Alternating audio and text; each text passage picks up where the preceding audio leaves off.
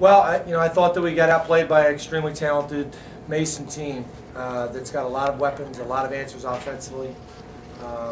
We wanted to make it a 4-minute game, and when we got down to the last 4 minutes, I thought we played, a very poor last 4 minutes of the game, and they played really smart. And obviously, I think they play a lot through Ryan. I can only say I'm so glad to maybe never see him again. I'm glad to see he's going to be getting out of here and not having to play against him ever again.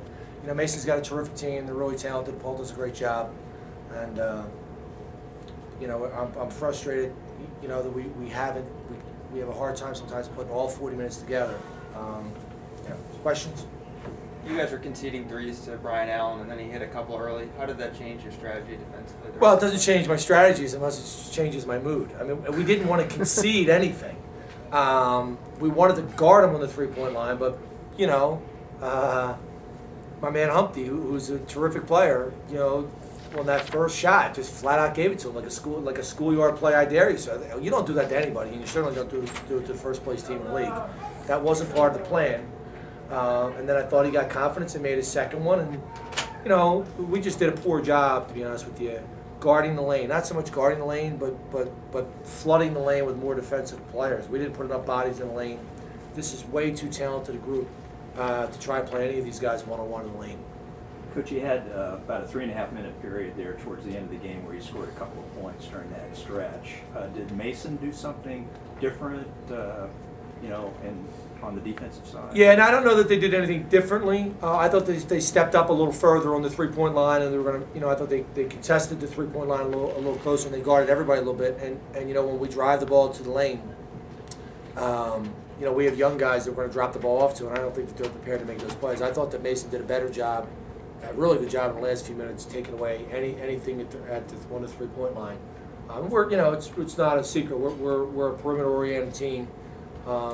Without a couple guys that can score in the post, but I thought that they did a really good job, and we made bad decisions. I mean, I thought that at one point we were down 7 with about 2, and Humpy came down and took a shot, with his left hand on the other side of the rim. That, it was still a game. I mean, anything can happen in 2 minutes. Certainly, we think anything can happen in a minute, and we didn't put enough pressure on him because I thought we had a couple of bad possessions. Was it almost deja vu again seeing AJ go out with 3 early? How much did that hurt the overall game? Well, I just said to our radio guys, I don't know that it hurt our team. I think it hurt his play when he came back in the second half. He wasn't really sharp at all the whole day.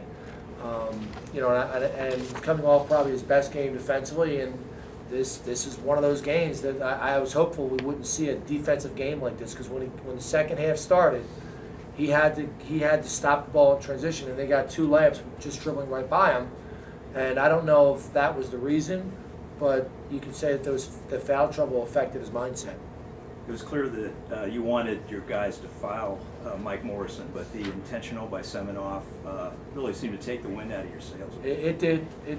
And, Andre has developed a reputation for dumb fouls. And you know what? I'd love to say that he doesn't deserve it. He deserves it. I mean, that was a dumb foul. I don't know that he intentionally fouled him. That's, the referee saw it one way, but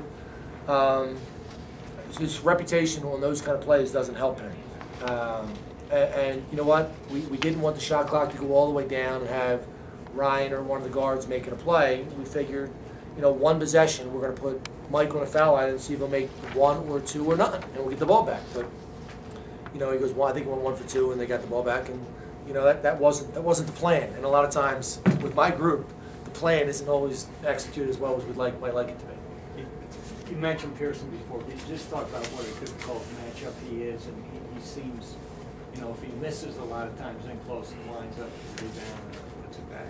Yeah, I'm not sure he's not the most difficult matchup in this league. And I was just saying to our radio guys, young players don't get this. He is an absolute throwback. He's a 60s, 70s basketball player. He's like Adrian Dantley.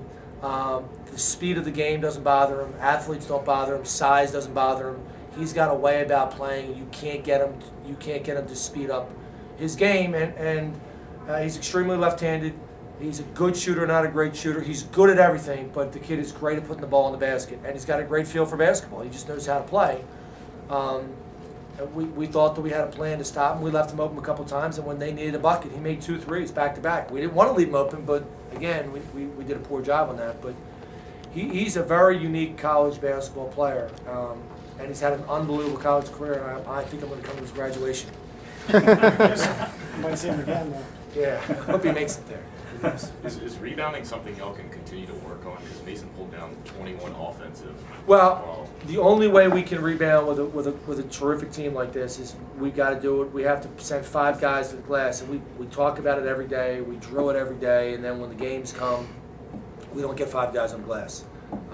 You know, and we're going to be faced with other teams that rebound the ball like this. Drexel is certainly every bit as good a rebounding team, and our guys have got to develop more of an understanding of how to get to the ball quicker. And not even if we don't get the ball, but don't let the offensive player from the opponent who gets the rebound dribble it or get the ball or get up in the air without some sort of body blocks or body contact. It surprised you how many backdoor layups and just offensive putbacks they got. Surprised?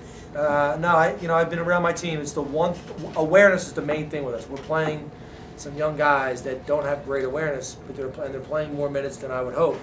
And they're not coming from our older guys. A lot of our younger guys, have a situation where they're not terrifically aware of player or ball movement.